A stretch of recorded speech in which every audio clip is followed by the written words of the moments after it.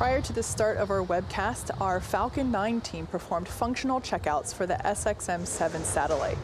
At T-minus 38 minutes, the team concluded their electronic go, no-go poll and gave the okay to proceed into propellant load and launch.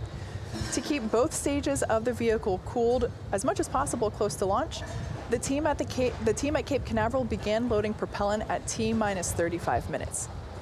Since the second stage Merlin engine is very similar to the first stage Merlin engines, both the first and second stages get to use the same propellants. Our fuel is a refined form of kerosene known as Rocket Propellant 1, or RP1, and our oxidizer is super chilled liquid oxygen, LOX. We chill the liquid oxygen to be as cold as we can get it, which allows us to load more LOX and makes it super dense with oxygen molecules. Both of these things give us better performance with those Merlin engines. This also helps us to avoid the need to continue topping off prior to launch in order to make up for losses due to boiling. Now at this point, second stage is fully loaded with RP1, and the first stage looks like it is complete as well. Also, at this point in time, liquid oxygen is being loaded onto both the first and second stages.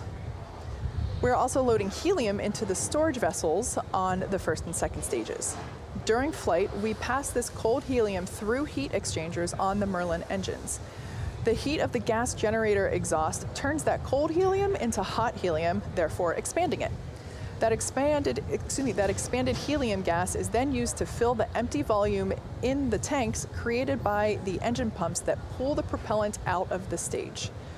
Very shortly, we'll open the pre-valves between the first stage engines and the propellant tanks. We started to do engine chill-in. You might have heard that call out a couple minutes ago, around T-minus 7 minutes. Basically by opening those valves, we allow some of that super cool liquid oxygen to flow into the turbo pumps, which helps us to avoid any thermal shocks that might occur when we start those pumps up at T-minus 2 seconds to light the Merlin engines. And it looks like we got some strong back transporter erector action there, slightly moving backward away from the rocket. So we're currently at just under T-minus 4 minutes. Everything appears to be on track for our on-time launch. The range is green, and as for weather, we've been keeping an eye on those upper altitude winds today, but right now, everything is looking favorable. If for some reason we have to call a hold on today's launch, we have a backup opportunity tomorrow with a liftoff time scheduled for about the same time. But as for now, all systems continue to be go for a liftoff at 12:55 p.m. Eastern.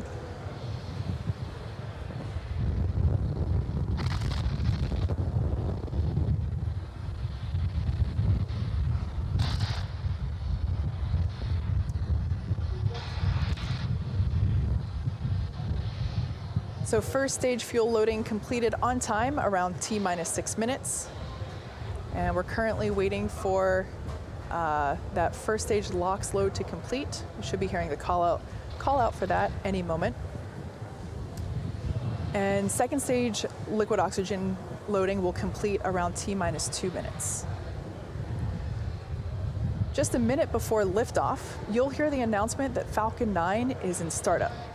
This announcement means that the rocket's own internal computers are now controlling the launch countdown on Falcon 9. Once the engines are confirmed to be at full power, the flight computer on the second stage will then command the ground hold downs to release the rocket right at T0.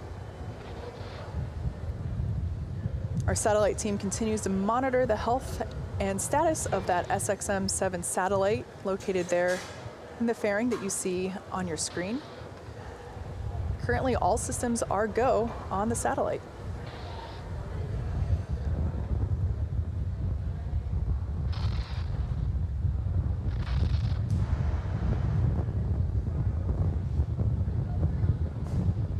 The range continues to be green for launch, and weather continues to look good.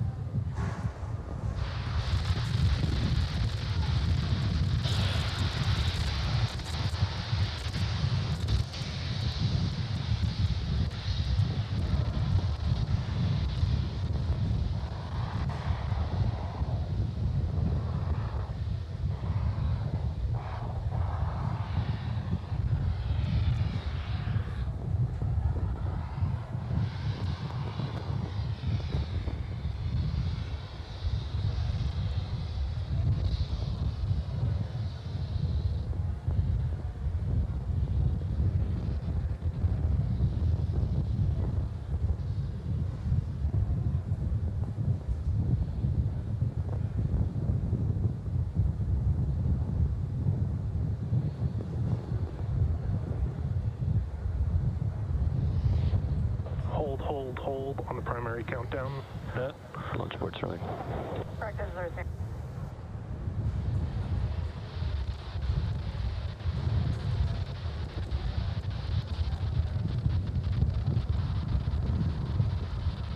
As you just heard, we did hear a hold called out today. The clock is stopped at T-minus 30 seconds.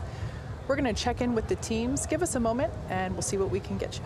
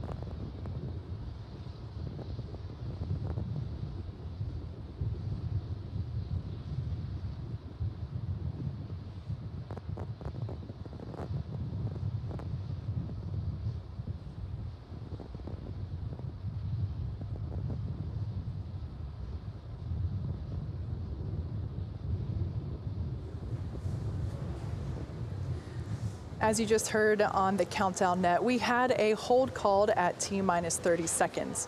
Prior to that, the countdown was proceeding nominally, keeping in mind that the purpose of the countdown is to help us catch any potential issues prior to flight.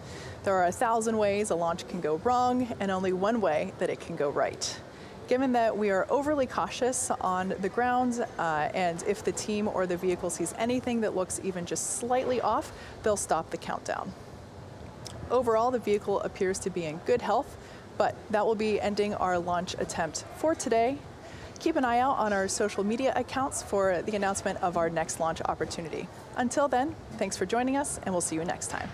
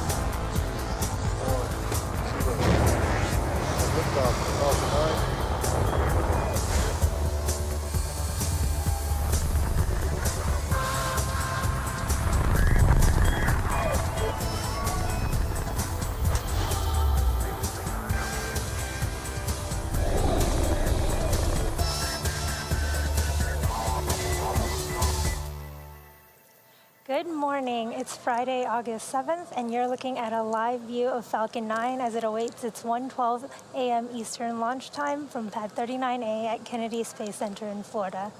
This will be the first mission from this pad since we launched Bob and Doug to the International Space Station over 2 months ago. Hello from SpaceX headquarters in Hawthorne, California. My name is Yomezo, and I'm a Dragon Integration and Test Engineer here at SpaceX.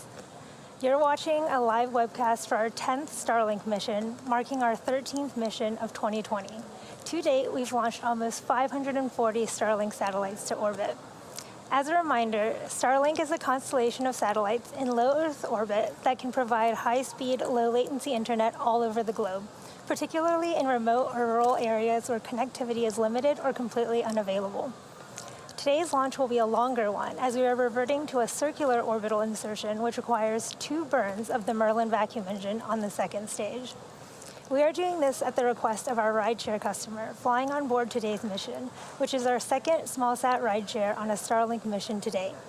There are 2 Black Sky satellites sitting on top of the Starlink stack on behalf of our customer, Spaceflight.